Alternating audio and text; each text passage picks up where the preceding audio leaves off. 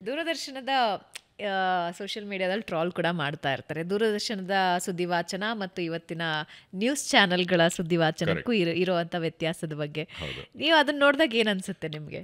ನನಗೇನು ಅನ್ಸಲ್ಲ. ಯಾಕೆ ಗೊತ್ತಾ, ದೂರದರ್ಶನ್ ಯಾಕೆ ಹೇಳ್ತೀನಿ, again I am diplomatic but I am clear in my thoughts. ಯಾಕೆ ಗೊತ್ತಾ, ಈಗ ಹೊಗಳಿಕೆ ಬರುತ್ತೆ. ಈಗ ಟ್ರೋಲ್ ಆದಾಗ ದಿ ಎಂಡ್ ಯೂಸರ್ ಯಾರು, ಆಮೇಲೆ ವಾಟ್ ಆರ್ ಯುವರ್ ರಿಕ್ವೈರ್ಮೆಂಟ್ಸ್. ಈ Doordarshan thing is to give a clear cut message to the news in as is various condition. Private the stakes are different. Commercial investments are huge. So ಆ presentation will have to be different. Troll ಆದಾಗ ಏನಾಗುತ್ತೆ, ಜನಕ್ಕೆ end of the day ಈಗ TRP ratings ಬರುತ್ತೆ. ಆ TRP ರೇಟಿಂಗ್ಸಲ್ಲಿ Doordarshan probably is not a part of this TRP game. ಇವಾಗ probably commercial ಇದು ಬರೆದಿದ್ರೆ ದೂರದರ್ಶನ್ ಔಟ್ಲುಕ್ ಚೇಂಜ್ ಆಗಿದೆ. ಬಟ್ ನಾನು ಹೇಳ್ತಾ ಇರೋದು ಲಾಸ್ಟ್ 20 years. ಈಗ ಫಾರ್ ಎಕ್ಸಾಂಪಲ್ ದಸರಾ, ಈಗ ದಸರಾನ ನಾವು ಹೇಗೆ ಹೇಳ್ತೇವೆ, the Dasara viewership on Doordarshan will be the highest ಅಲ್ವಾ. ಆದರೆ ಅದೇ ಟೈಮ್ನಲ್ಲಿ ದಸರಾ ಅನಾಲಿಸಿಸ್ ಅದನ್ನು ಯಾರೂ ಬರೋದಿಲ್ಲ. ಆಮೇಲೆ ದೂರದರ್ಶನಲ್ಲಿ ಯಾವುದಾದ್ರೂ ತಪ್ಪು ಮಾಡಿದ್ರೆ it will be projected in a big way. Whereas day in and day out in all private channels we see lot of mistakes happening. ಯಾರು ಪಾಯಿಂಟ್ ಔಟ್ ಮಾಡಲ್ಲ. ದೂರದರ್ಶನ್ ಥರ ಸಾಫ್ಟ್ ಟಾರ್ಗೆಟ್ ಆಗಿದೆ ಅಷ್ಟೇ. But otherwise the entertaining aspect of it is just an information provider ಥರ. Infotainment ಆಗಿ news channels are working. ಈಗ any news channel, sorry to say this, is no less than an entertainment channel.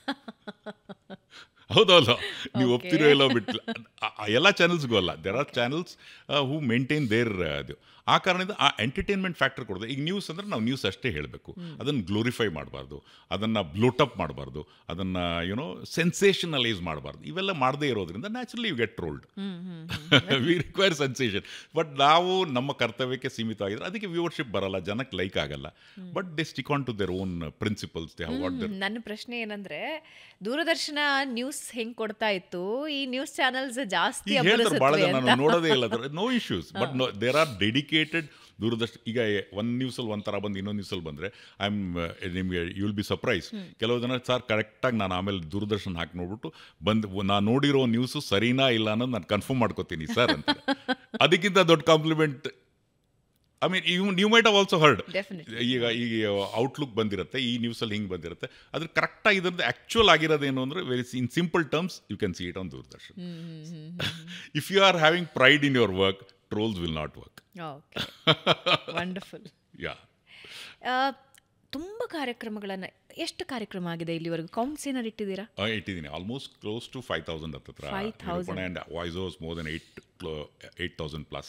Wow. Yeah, and lot of cricket matches, lot of Olympics. Yeah, quite a lot. Yeah. ಈಗ continuous ವರ್ಕಿಂದ stress ಅನ್ನೋದು ಮನುಷ್ಯನ ಜೀವನದ ಅಂಗ ಅಂತ ಇತ್ತೀಚಿನ ದಿನಗಳಲ್ಲಿ ಹೇಳ್ಬಿಡ್ತಾ ಇದ್ದಾರೆ. ನೀವು ಹೆಂಗೆ ಮ್ಯಾನೇಜ್ ಮಾಡ್ತಿದ್ರಿ? ಯಾಕಂದರೆ ಅಲ್ಲೊಂದು ಕಾರ್ಯಕ್ರಮ ಒಪ್ಕೊಂಡಿರ್ತೀರಿ, ಮತ್ತೊಂದು ಕಾರ್ಯಕ್ರಮ ಇರುತ್ತೆ. ಡೆಫಿನೆಟ್ಲಿ ಒಬ್ಬ ಬ್ಯುಸಿ ನಿರೂಪಕ ನೀವು. ನಿರೂಪಣೆಯ ಜೊತೆಗೆ ವಾಯ್ಸ್ ಇರುತ್ತೆ, ಮತ್ತೊಂದು ಡಾಕ್ಯುಮೆಂಟ್ರಿ ಇರುತ್ತೆ, ಹಿಂಗೆ ಓಡಾಡ್ತಾನೆ ಇರ್ತೀರಿ. ಸ್ಟ್ರೆಸ್ ಅನ್ನೋದನ್ನು ಮ್ಯಾನೇಜ್ ಹೆಂಗೆ ಮಾಡ್ತೀರಿ? Stress management this you have to be you have to be very clear in your mind. ಅಂದರೆ ನಿಮ್ಮ ದಿನಚರಿನ ನೀವು ಕ್ಲಿಯರಾಗಿ ಮಾಡ್ಕೋಬೇಕು, ಒಂದು.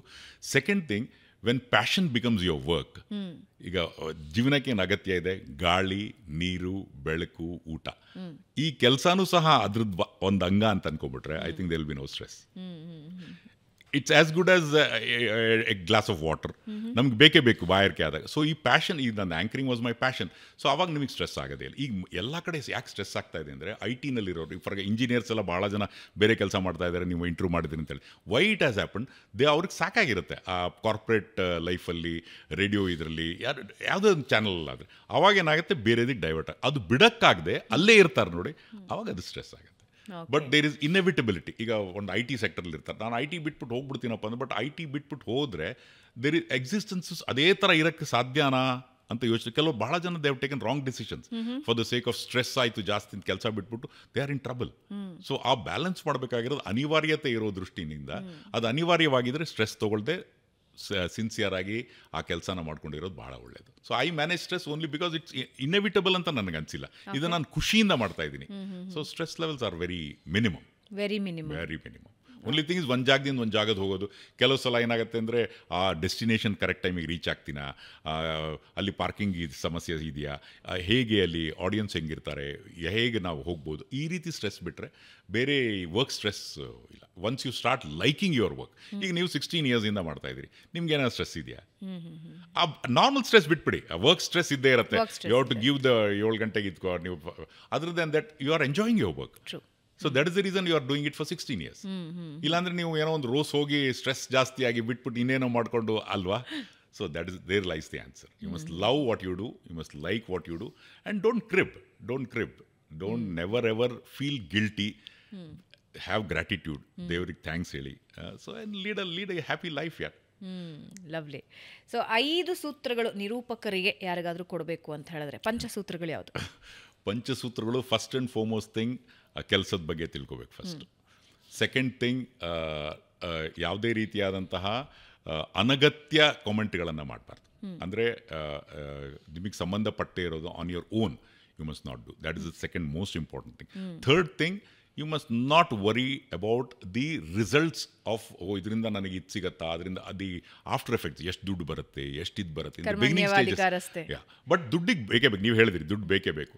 But that should not become the primary thing. The primary thing is to do a good job and money will follow automatically. The fourth most important thing which you have to be passionate. Passion ಆಗಿರಬೇಕು.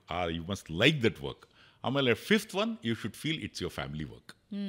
ಇದು ನನ್ನ ಕುಟುಂಬದ ಕೆಲಸ, ನನ್ನ ಜವಾಬ್ದಾರಿ. Wonderful. So ಕಾರ್ಯಕ್ರಮದ ಅಂತಿಮ ಭಾಗದಲ್ಲಿ ಒಂದೇ ಒಂದು ಸ್ವಲ್ಪ ನಿರೂಪಣೆಯ ಶೈಲಿ, ಸ್ಟೈಲನ್ನು ನಮ್ಮ ಪಾಡ್ಕಾಸ್ಟಲ್ಲಿ ನಮ್ಮ ವೀಕ್ಷಕರಿಗೆ ತಿಳಿಸ್ಕೊಡೋದು ಯಾವುದಾದ್ರೂ ಒಂದು 4 ಸಾಲು. ಓಕೆ. ಕನ್ನಡನೋ ಇಂಗ್ಲೀಷೋ ಯಾವ್ದು ಮಾಡಲಿ? ಹೌದು, ನಂದು ಇನ್ನೊಂದು ಪ್ರಶ್ನೆ ಮರ್ತು ಹೋಯ್ತು. ನೀವು ಅದನ್ನು ಹೆಂಗೆ ಬ್ಯಾಲೆನ್ಸ್ ಮಾಡ್ತೀರಿ? ಒಂದು ಕಡೆ ಕನ್ನಡಲ್ಲಿ ಮಾತಾಡ್ತಿರ್ತೀರಿ, ಮತ್ತೊಂದು ಸಲ ಹಾಗೆ ಇಂಗ್ಲೀಷಲ್ಲಿ ಮಾತಾಡ್ತಿರ್ತೀರಿ, ಹೆಂಗೆ ಬ್ಯಾಲೆನ್ಸ್ ಮಾಡ್ತೀರಿ ಅದನ್ನು? ಇಟ್ಸ್ ಟ್ಯಾಲೆಂಟ್ ಅಂತ ಹೇಳ್ಬೋದು. Over A period of time I have developed and thought process. ಆದರೆ ಇದಾದ ತಕ್ಷಣ ಇದು ಕೆಲವು ವಿಷಯಗಳನ್ನು ಹಿಂಗೆ ಹೇಳಬೇಕು, ಕೆಲವು ವಿಷಯನ ಹಾಗೆ ಹೇಳಬೇಕು ಅಂತ it's natural. This no special. So language ಮೇಲೆ ಎರಡರ ಮೇಲೂ ಹೋಲ್ಡ್ ಇದ್ದಿದ್ದರಿಂದ ಅದು ಒಂದು ಲಾಭ ಆಯಿತು. Okay, S. ಓಕೆ, ಹಾಗಾದರೆ ಹಾಗೆ ಮಾಡಬೇಡ. ಬೈಲಿಂಗ್ವಲ್. ಎಸ್, 2 ಭಾಷೆಯಲ್ಲಿ. ಯಾ. ಮಹನೀಯರೇ, ಮಹಿಳೆಯರೇ, ಸನ್ಮಾನ್ಯ ಮುಖ್ಯಮಂತ್ರಿಗಳು ಇಲ್ಲಿಗೆ ಆಗಮಿಸ್ತಾ ಇದ್ದಾರೆ. Well, ladies and gentleman, the honourable chief minister of Karnataka has arrived at the venue. ಕೆಲವೇ ಕ್ಷಣಗಳಲ್ಲಿ ಕಾರ್ಯಕ್ರಮ ಆರಂಭ ಆಗಲಿದೆ. I would request all of you to kindly take your seats and request you to put all your mobile phones off. And ಹಾಗೆಯೇ ಕಾರ್ಯಕ್ರಮದ ಆರಂಭದಿಂದ ಅಂತ್ಯದವರೆಗೂ ದಯಮಾಡಿ ತಾವೆಲ್ಲರೂ ಸಹ ತಮ್ಮ ಸ್ಥಳಗಳಲ್ಲಿ ಆಸೀನರಾಗಿರಬೇಕು. ಅನಗತ್ಯ ಮೂಮೆಂಟ್ಸ್ ಬೇಡ. It's a sincere request that we all strive together and make this event a grand success. Let's give a huge round of applause and welcome the Honorable Chief Minister of Karnataka. ಜೋರಾದ ಕರತಾಡದೊಂದಿಗೆ ಸ್ವಾಗತಿಸೋಣ ಸನ್ಮಾನ್ಯ ಮುಖ್ಯಮಂತ್ರಿಗಳನ್ನು.